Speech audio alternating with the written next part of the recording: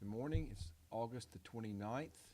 This is the Ag Market Network Morning Update. News from yesterday and overnight affecting today's markets. Really two pieces of news. Continuation of talk about the damage from Harvey and what it might do as it continues. Also, the rocket launch from North Korea across Japanese airspace is creating some movement in various markets. We'll look at that in just a moment. Let's see where cotton is. Cotton is up some right now. It's been strengthening over the recent minutes. The grain markets are down. Crude oil market is unchanged. The dollar's down.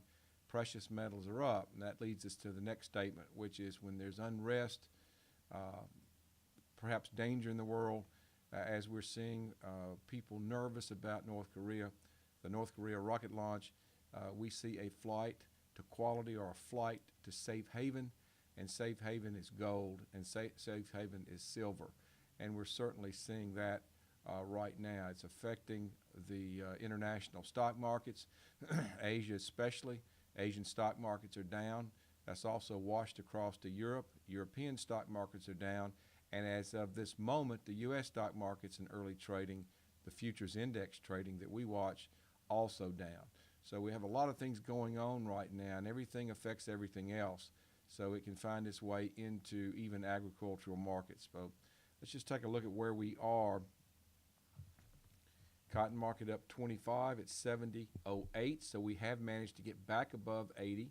Back above 70. That was considered significant resistance. The high is 70.14. The low is 69.70. A relatively tight range of 44 points overnight. But still, we are technically above some important resistance. November soybeans down 6 at 9.35 1/4, a high of 9.43 3/4, a low of 9.34 1/2. December corn is down 2 at 9.49, a high of 9.51, a low of, let me start over with that.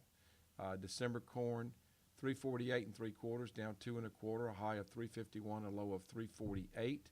September wheat down 4 1/4 at 3.95 3/4, a high of 4.01 1/4, a low of 3.94 1/2. Crude oil market's not doing much. It's up 2 ticks at 46.59. The dollar is down 43. That's a little surprising. And gold is up $12 an ounce. Silver's up 11 cents an ounce. And the last trade on the S&P futures is down 11.7. What else have we got?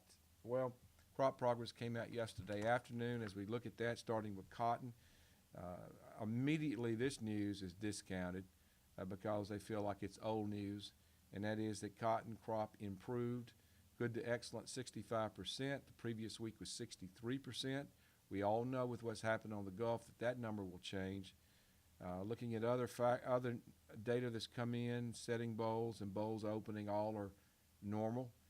Soybeans, 61% good to excellent. Previous week was 60% good to excellent. Setting pods, normal. Dropping leaves, normal. Looking at corn, 62% good to excellent. That's unchanged from the previous week. Crop in some stages a little behind normal.